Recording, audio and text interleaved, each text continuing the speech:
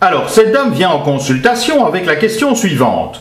Que faire pour trouver un homme qui me convienne? Voici son tirage.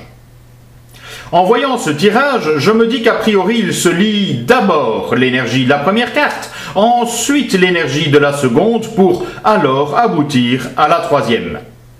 Partant du principe et en se rappelant la théorie que 80% du poids d'un tirage repose sur la carte 13 lorsqu'elle sort, et a fortiori lorsqu'elle sort au début, je me dis que cette dame a une immense colère à nettoyer, une immense colère à vider contre qui ou contre quoi? Contre la carte qui suit, à savoir un homme, justement.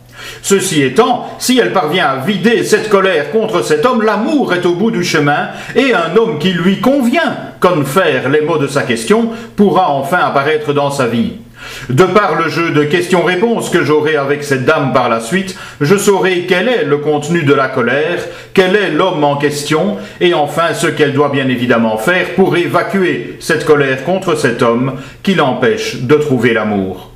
Résultat des courses, je vous rappelle que le tarot ne sert pas à prédire l'avenir. Le tarot sert à rendre conscient ce qu'il y a dans votre inconscient par rapport à votre questionnement. Et oui, bien sûr que la madame se présente tel un iceberg. Elle me dit ça, que faire pour qu'un homme me convienne? Elle espère, elle escompte que je lui dise qu'un homme va lui tomber du ciel, tiens, boing, dans les mois qui viennent, et que ce sera l'amour impeccable. Ouais, fête au village. Malheureusement, le tarot qui vous relie à votre inconscient, à la partie immergée de votre iceberg, vous renvoie à un questionnement en lien à votre histoire personnelle. Joyeux Noël quand même!